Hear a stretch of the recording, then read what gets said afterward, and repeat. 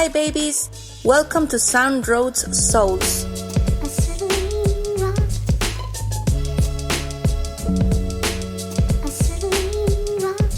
And this is episode number 3, and I am Masta, Quba.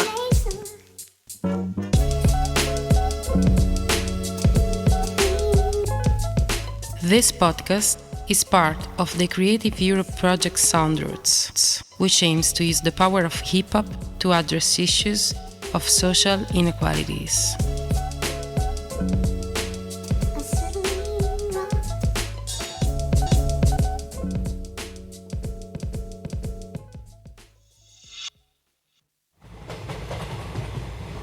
Today, we're talking about escape. Sai, voglio partire lontano e di sti sentimenti non essere mai più schiavo. Correre più forte, non andare più piano. Per dire ce l'ho fatta, quindi ora ci siamo, yao. Schiva i colpi se la vita dispersa. Rum e cola frate soltanto per How music and movement help us search for better days. pensa la monnezza. Mettici più rum, la cola ci piace poco. Mettici più cuore per restare in questo gioco. Esco dalle ceneri sputando sempre fuoco. Le pare se ne vanno e qui resta il tempo e l'occo. A contatto diretto coi problemi e dolori. Trasmettiamo valori di notte in periferia. Oggi la banda è riunita con le mani in bicchieri. Ci sentiamo dei geni, teniamo unita la via. We'll explore hip-hop as a tool for liberation from racism, inequality, and violence affecting our communities. We'll hear stories of resistance, creativity, and transformation, and how dancing, rapping, and creating urban art allow us to find spaces of freedom and hope.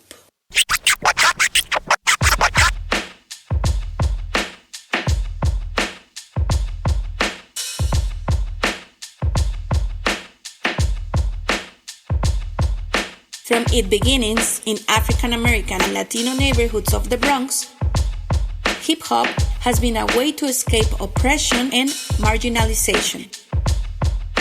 Music, dance, and art became mediums to express what society tried to silence. Hip-hop allows people to escape in several ways. Physical, through movement, dance, and the energy of breakdance and street dance. Emotional and mental, writing lyrics, creating beats, painting graffiti. Rapping helps channel frustration, fear, and injustice. Social, connecting with communities that share similar experiences, creating support networks and resistance.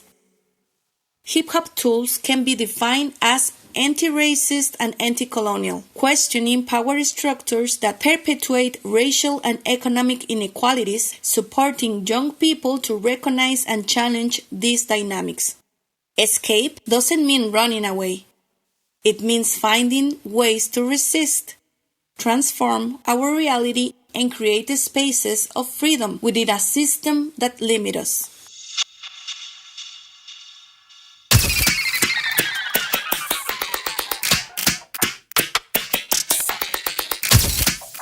Let's ask some questions, starting with Audrey Funk. Agua, calma, aguijón ataca. Del 87 de octubre en Marte está mi casa. Agua, calma, aguijón ataca. Del 87 de octubre en Marte está mi casa. Soy la mayor Scorpio, si juegas te desconozco. No malentiendas. Female rapper, activist, and migrant. Momento mental errático, de mi lápiz te vuelves fanático. Estas rimas no son de plástico.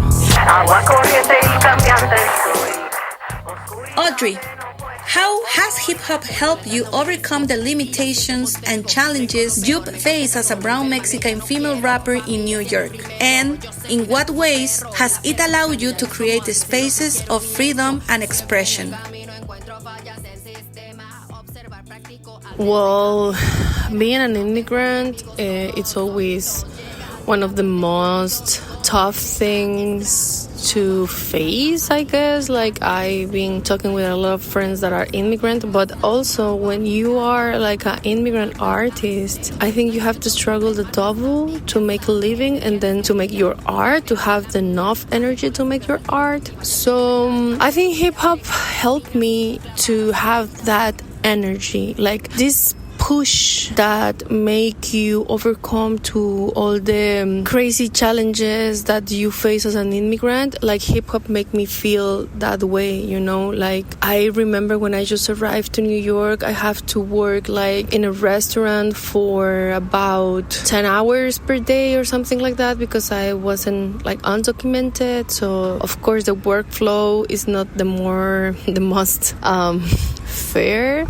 So I remember every weekend I finished this horrible journey of work in a restaurant. I changed my clothes and I went to an open mic to show my art, to make connections and to keep believing in myself and in my art and the value as a human being that you are taken away of when you're an immigrant, right? Like I think the dehumanization that you face when you're an immigrant is hard, but also the dehumanization that you face when you are an artist and the people from here is like, oh, do you know how to do this? I don't even know Mexicans could rap. You know, they have like these stereotypes of being a Mexican and of being an immigrant that doesn't fit in the stereotypes of being an artist and most likely being a rapper, right? And in the heart of South Bronx in New York, that I just came to the Bronx where the birth of the hip hop is here, and you know the culture is really tough and it's a little bit close,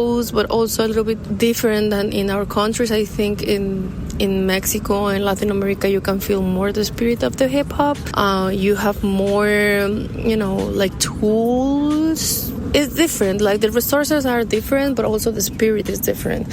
So it was a very good journey. Like at the end of the day, I am who I am because I've been through all these crazy things. I wish it could be a little bit easier, but it was good. It was really good to be part of this crazy life and also to attach my spirit and myself and my beliefs to the hip hop, to create community, to create my own career and to create my own spaces, like in schools with other immigrant kids. I give like some workshops. I do a lot of like political movements through about like, you know, Mexico and talk about what is happening in my country around here. So I think it's a lot of ways to diversify the hip hop to create like a good way to talk about this.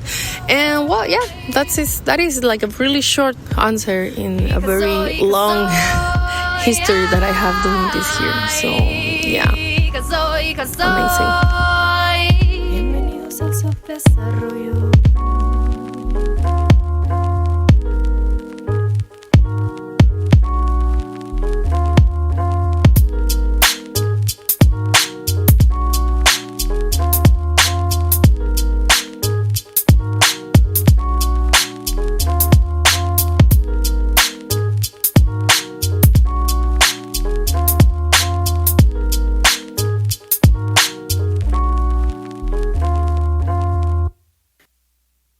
Now let's go to our second guest.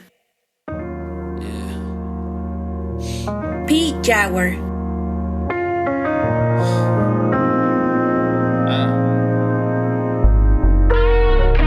Observando el ceiling, daydreaming. Criado como Phoenix, aquí it's all gimmicks. Rodeado de muchos critics, but who got lyrics? Como perro andaluz me he cortado el iris.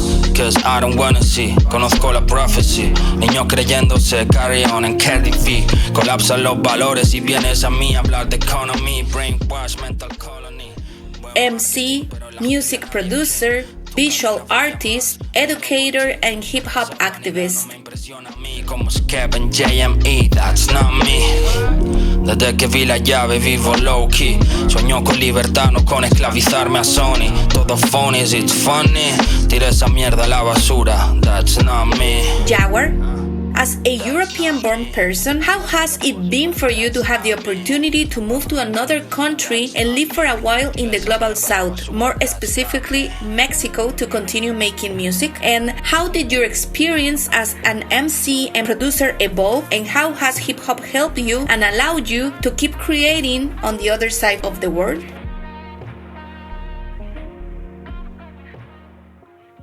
This is the Jaguar, aka El Jaguar en el beat. And for me, being able to live in Mexico for 4 years, it has been one of the greatest experiences of my life, and definitely the experience that I'm most grateful for, because it made me realize how colonialism works, how racism operates. Because when you grew up, in my case, in Catalonia or Spain, I would mainly say like Europe and USA and Canada, you think that, nobody tells you about none of these things, you know? Nobody explains you the history of our ancestors destroyed Africa, you know, or Abya Yala, Latin America, or Asia, you know.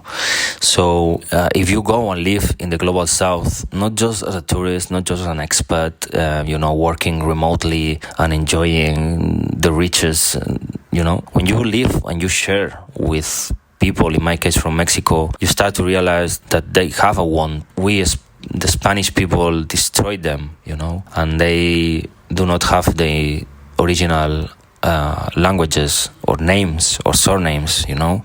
So for me, it really made, I had a process, and I think that you need time to fully understand racism or even like feminism or classism, you know. It's not something that you will be able to fully understand from one day to the next. You have to really pay attention and listen to other points of views and read and absorb and study many of these philosophers or activists, you know. So for me, being able to live in Mexico for so long really gave me the time to do this process, so I can really understand what hip-hop is, you know, beyond what mainstream capitalistic version of rap music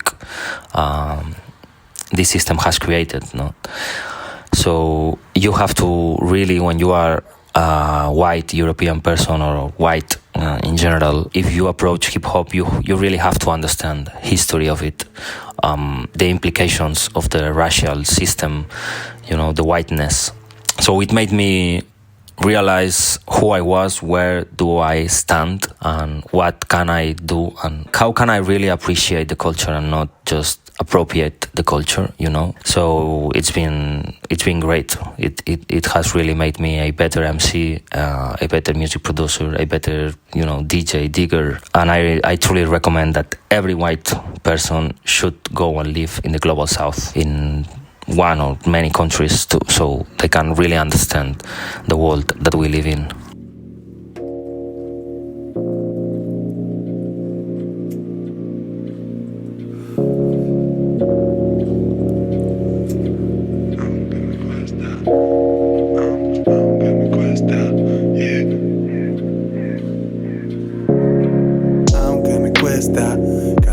Va mejor, nadie va a llenar la cesta por mí. Canto mi letra como sea, todavía sale el sol, tengo las phone calls en espera, maletas abiertas por si mi sitio ya no es slot para torcillas. Este libro se cierra, de todo me es ajeno a lo que conocí. No tengo opción, las cosas son así. No digas si freno con la sexta puesta. Estaba en una jaula, me sentía una mierda, mirando por la calle con cara de asesino.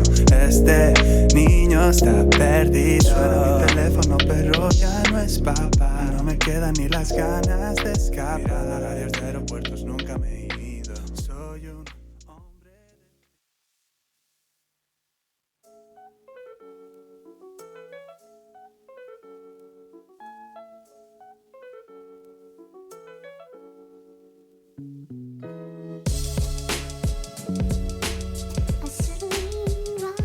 Beautiful people, the third episode is finished. Thank you for your sharing and see you in episode number 4. We will speak about hip-hop and spirituality with very special guests. Thank you so much and see you. Thanks to the Creative Europe program that co-founded the Soundroutes project and to all project partners. A Sud staff for giving us the opportunity to have this podcast space, and Kento that planted the seed that grew into this podcast. Thanks to our guests, Audrey Funk and P. Jaguar. For the music, thanks to Polacco, Assalti Frontali, Air Tempesta, Audrey Funk, P. Jaguar. Lisa Vardaro, Susanna Steinfeld and Geo for the language support and voiceover. Lingotti for the mix and mastering support. Last but not least, thanks hip hop for its existence.